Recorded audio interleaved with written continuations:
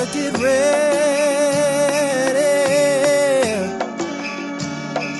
Oh no. Oh, oh, oh.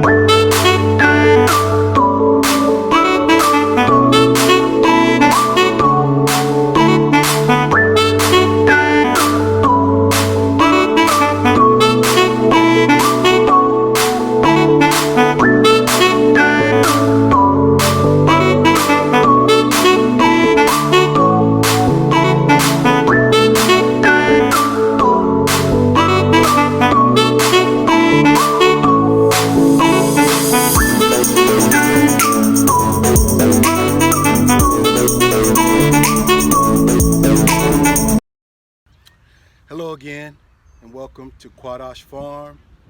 Here we believe that preparation is the key to reparations. You know, when you look around the landscape here in the U.S., you'll find that only 1% of farms and land are owned by so-called blacks.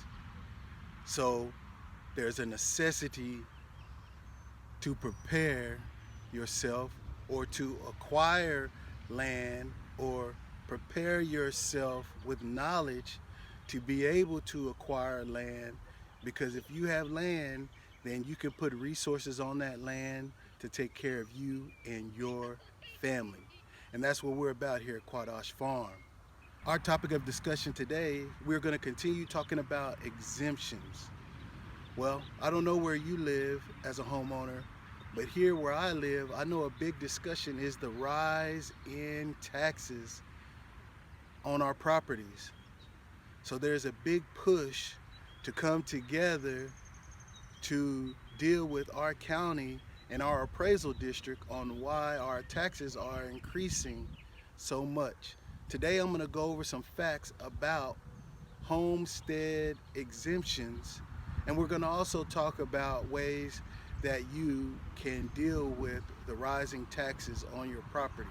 Well, let's start with homestead exemption facts. Number one, homestead exemptions are established to protect your home from rising tax. It also protects your home from creditors.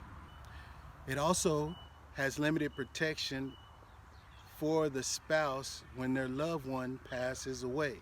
The biggest key to tax exemptions is you can exempt a portion of the value of your home from taxation.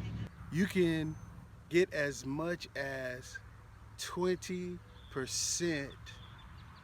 of the value of your property exempt. Another thing, you only have to apply for homestead exemption one time. When you apply for homestead exemption, it has to be your primary residence. You can only have one. You must have also primary interest in the property. So you have to have some kind of ownership or interest in the property that you're trying to put under the homestead exemption. And guess what? Once you're 65 and older, if you do not pay your property taxes, the county can put a lien on your property and they can foreclose on your home. So like I said in the previous video, you want to ask your realtor or look at the disclosures of the home being presented to see if it already has homestead exemptions on it. Now finally, here's the big thing. When they mail you around April, at the end of tax time, homeowners start to see letters from their appraisal district about the upcoming year's taxes on their property, and it also tells them what kind of exemptions that they have on their property. Now listen, if you are not happy with the evaluation on your property, or they have raised the exemptions, they have raised the taxes on the property to an astronomical amount or more than it should be, you can protest the evaluation. Here's some steps you have to take. One, you have to file a written notice. Two, you have to also prepare your evidence for a hearing of why you think that evaluation is too high. You're going to have to attend some hearings. You might have to come before some review boards, or you might even have to go to arbitration. But if you're in a smaller community, more rural setting, or you could come together with the community that you're in, if everyone is having the same issue, then you guys can come together and present a unified front to the appraisal district and the powers that be that have the influence on your property valuation.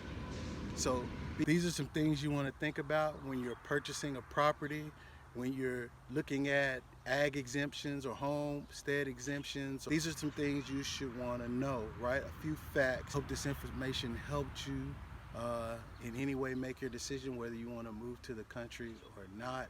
As always, here at Qadash Farm, I'm just trying to be a value add and transfer the knowledge and the things that I've gone through and things that I've learned to others. So I appreciate you watching Qadash Farm.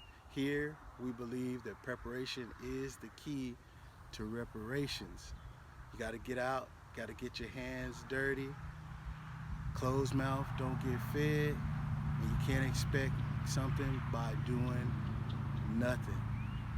So until we see each other again, y'all bless.